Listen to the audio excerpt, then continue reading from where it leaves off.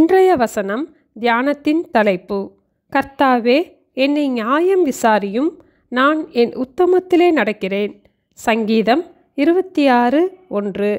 கர்த்தாவே, என்னை நியாயம் விசாரியும், நான் என் உத்தமத்திலே நடக்கிறேன். நான் கர்த்தரை நம்பியிருக்கிறேன், ஆகையால் நான் தள்ளாடுவதில்லை. இதே வசனத்தை amplified வெர்ஷனில், Vindicate me, O Lord, for I have walked in my integrity.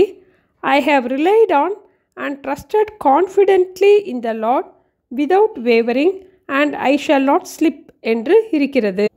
இன்னொரு மொழிபெயர்ப்பிலே, நான் என் உத்தமத்திலே நடக்கிறேன், ஆகையால் நான் தள்ளாடாமல் கர்த்தரை நம்பியிருக்கிறேன் என்று உள்ளது. கர்த்தாவே, என்னை நியாயம் விசாரியும் என்று தாவீது ஆண்டவரிடம் கேட்டார். சவுல் ராஜா தாவீதை துரத்தி கொண்டே இருந்ததால் தாவீது வனாந்தரத்தில் இருந்தார். ஒரு தெள்ளுப்பூச்சியை துரத்துவது போல சவுல் தாவீதை துரத்தி கொண்டே இருந்தார். சவுலுக்கு அடுத்தபடியாக தாவீது தான் இஸ்ரவேலின் ராஜா என்பதை தாவீதும் நன்றாக அறிந்திருந்தார். சவுல் ஆண்டவருக்கு கீழ்ப்படியாததால் ஆண்டவர் சவுலை புறக்கணித்தார் என்றும் அவனுடைய ராஜ்யம் முடியப் போகிறது என்றும் தாவீதுக்கு தெரியும். ஆனால் சவுல் ராஜா ஆட்சி செய்யும் வரை அவர் தேவனால் தெரிந்து கொள்ளப்பட்ட பாத்திரம். ஆதலால் தேவன் அபிஷேகம் பண்ணினவரோடு நான் சண்டையிட மாட்டேன் என்ற உறுதியில் தாவீது நிலைத்திருந்தார். அப்போஸ்தலர் 13:22 பின்பு அவர் சவுலை தள்ளி தாவீதை அவர்களுக்கு ராஜாவாக ஏற்படுத்தி, ஈசாயின் குமாரனாகிய தாவீதை என் இருதயத்துக்கு ஏற்றவனாக கண்டேன், எனக்கு சித்தமானவைகளை எல்லாம் அவன் செய்வான் என்று அவனை குறித்து சாட்சியும் கொடுத்தார். சவுல் தாவீதை துரத்தி கொண்டு வரும்போதும் தாவீதின் குறிக்கோள்களையும் அவனுடைய இருதயத்தின் நினைவுகளையும் ஆண்டவர் பார்த்து கொண்டே இருந்தார். சவுலுக்கு தீங்கு செய்துவிட்டு தான் ராஜாவாக வேண்டும் என்கிற எண்ணம் தாவீதுக்கு துளியளவும் இல்லை.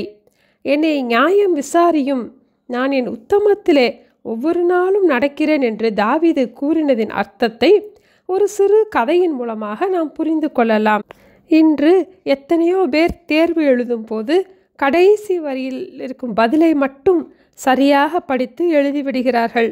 திருத்துகிறவர்களும் அதற்கு முழு மதிப்பெண்களை கொடுத்து தேர்ச்சி பெற வைக்கிறார்கள். அவர்கள் உத்தமமாக படித்தவர்கள் என்று சொல்ல முடியாது. 1968 லூயிசியானா ஸ்டேட் யூனிவர்சிட்டியில் ட்ரிகனோமெட்ரி சப்ஜெக்ட் எடுத்து 240க்கும் மேற்பட்ட ஸ்டூடெண்ட்ஸ் படித்து வந்தார்கள். அப்போது பலர் எல்லா ஃபார்முலாஸ், ஈக்குவேஷன்ஸ் எல்லாம் நன்றாக அறிந்திருந்தார்கள். ஆதலால் இதிலே A+ கிரேடில் பாஸ் ஆகிவிடலாம் என்று நினைத்தார்கள். மிட்டர்ம் எக்ஸாம் எழுதின ரிசல்ட் வந்தது. அதிலே 240க்கும் மேற்பட்ட ஸ்டூடெண்ட்ஸில் 6 பேர் மட்டும் பாஸ் ஆகியிருந்தார்கள். அதிலும் ஒரே ஒரு நபர் மட்டும் A கிரேட் வாங்கியிருந்தார். மற்ற 5 பேரும் D கிரேடில் பாஸ் ஆகியிருந்தார்கள். இதை குறித்து விசாரித்ததில் இதில் எடுத்த ப்ரொஃபஸர் மிகவும் சிறந்த கணித மேதையாம். நாசா ஸ்பேஸ் புரோகிராமில் முன்பு வேலை பார்த்தவராம். பலர் 6 டெசிமல் பிளேஸ் வரையும் சரியான பதிலை கொண்டு வந்திருந்தார்கள். எல்லா ஈக்குவேஷனும் சரியாக எழுதியிருந்தார்கள். ஆனால் அந்த ப்ரொஃபஸர் கணித மேதையானதால் ஒவ்வொரு வரியாக அந்த கணக்கை பார்த்தாராம். ஏதாவது ஒரு வரியில் டெசிமல் பாயிண்ட் தவறாக இருந்தாலும், விளக்கம் சரியாக கூறப்படாவிட்டாலும் அல்லது சிறு தவறாக இருந்தாலும் தவறு என்று போட்டுவிட்டு முழு மதிப்பெண்களையும் தரமாட்டாராம். அவரிடம் கேட்டபோது, நாசா ப்ராஜெக்டில் there is no margin for error and no excuse for imperfection என்று கூறினாராம். ஆதலால் எல்லோரும் ஃபெயிலானீர்கள்.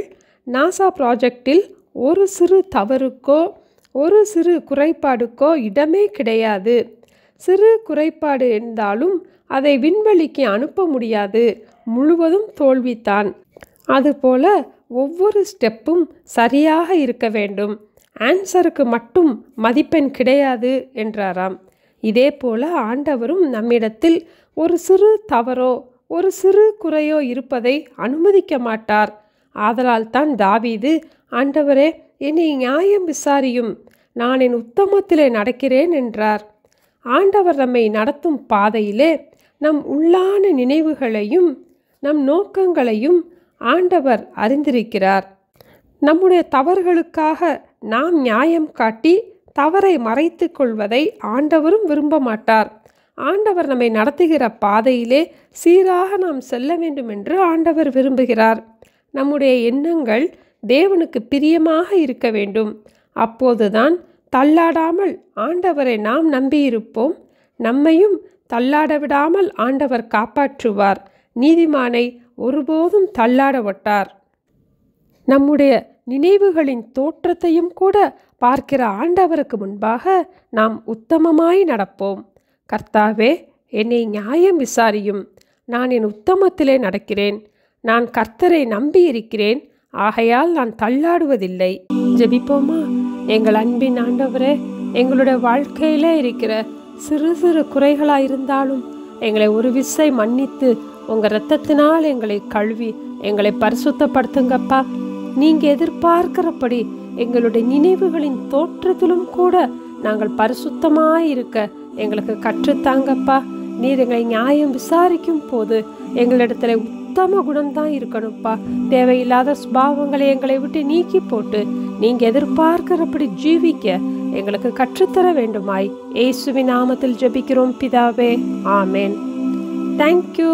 Have a blessed day.